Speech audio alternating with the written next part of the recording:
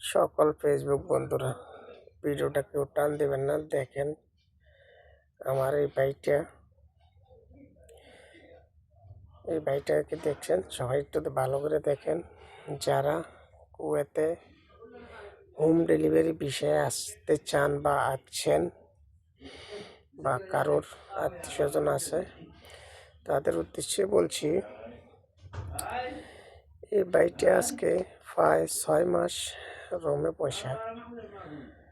তাই bike চালাইতো, bike অ্যাক্সিডেন্টে একটা পায়ের সমস্যার কারণে 6 মাস রোমে বসে দিন পার করছে। সবাইকে একটাই কথা বলছি, যারা হোম ডেলিভারি কুয়েতের মধ্যে আছেন বা বিভিন্ন জায়গায় আছেন, যেমন তালাবাদ, বারদি, কেরি, জাইস ডেলিভারি, বিভিন্ন ধরনের কোম্পানি আছে, তারা খুব সতর্কভাবে বাইক চালাবেন। কেননা এই দেশের কুয়েতিরা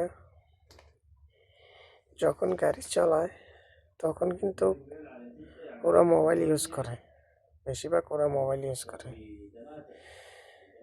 তাই মোবাইল ইউজ করতে করতে যখন সামনের দিকে বাইক রাইডার যখন ব্রেক করে ইশারার মধ্যে বা অন্য অন্য মেইন রোডের মধ্যে, তখন কিন্তু পিছন দিয়ে আরে মোবাইল দেখতে দেখতে হঠাৎ করে ব্রেক যখন মারে, ব্রেক কাভার হয় না, তখন যে ধাক্কা মারে বাইক রাইডারকে।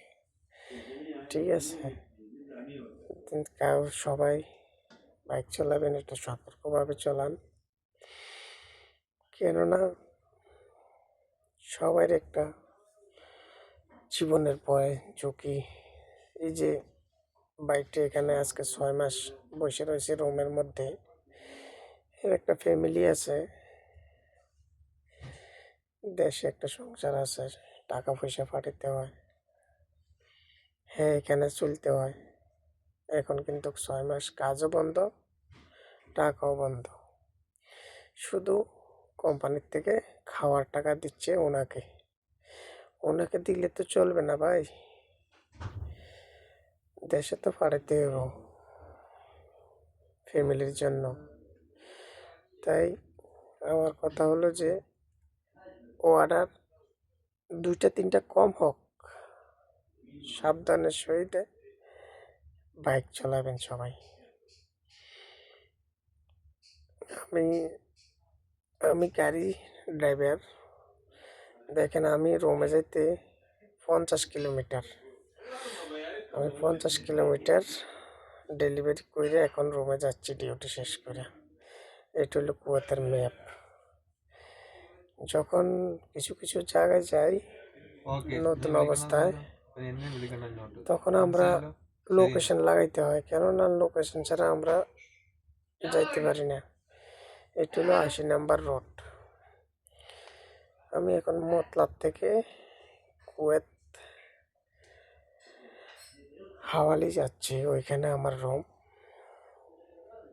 3 নম্বর ব্লক।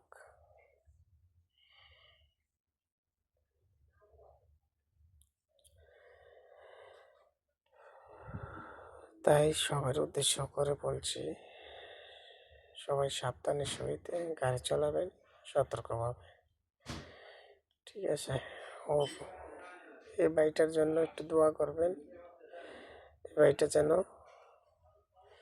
তাড়াতাড়ি খুব সহজে সুস্থ হয়ে যায়।